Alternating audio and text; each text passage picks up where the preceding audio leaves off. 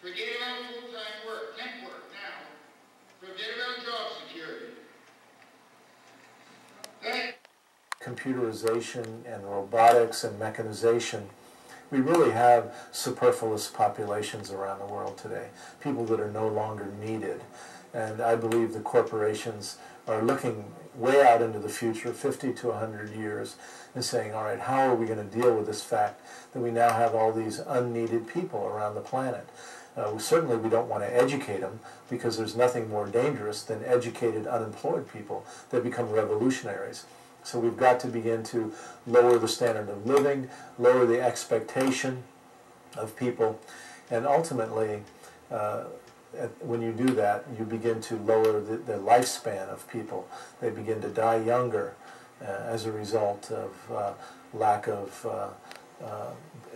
access to health care and basic necessities in life. That's a fact. So I think this is what the program's really all about.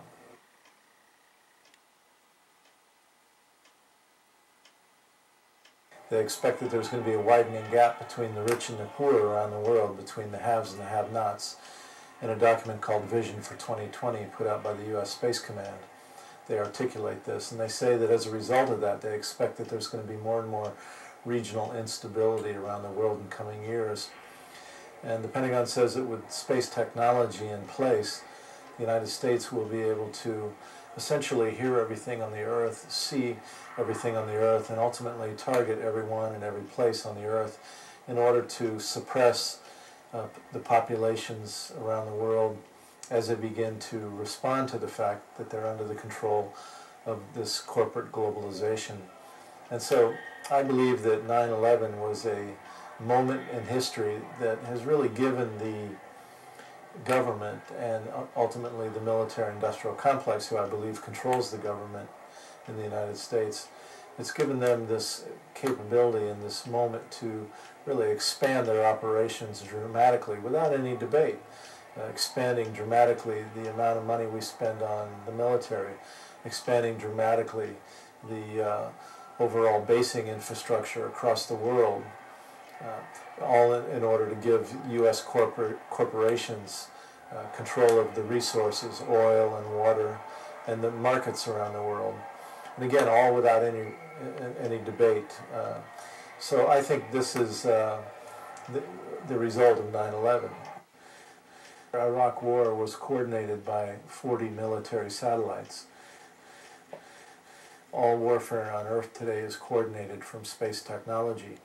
And the United States knows this, knowing that whoever controls space will be able to literally win all the wars on the Earth below, will be able to control the Earth.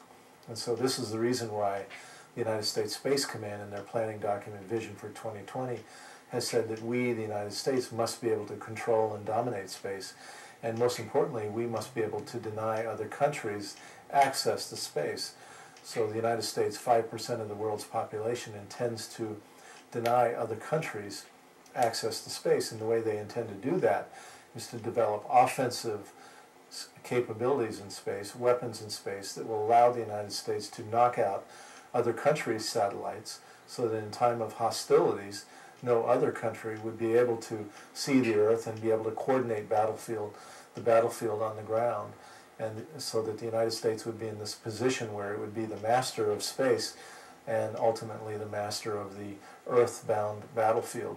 This is what the Pentagon's calling full spectrum dominance, that the United States will dominate every level of conflict, meaning the earth with our conventional army, the sea with our conventional navy, the air above the earth with our air force, and ultimately space with our space forces that are now being developed under the guise of missile defense, but in fact it's offense that they're really developing.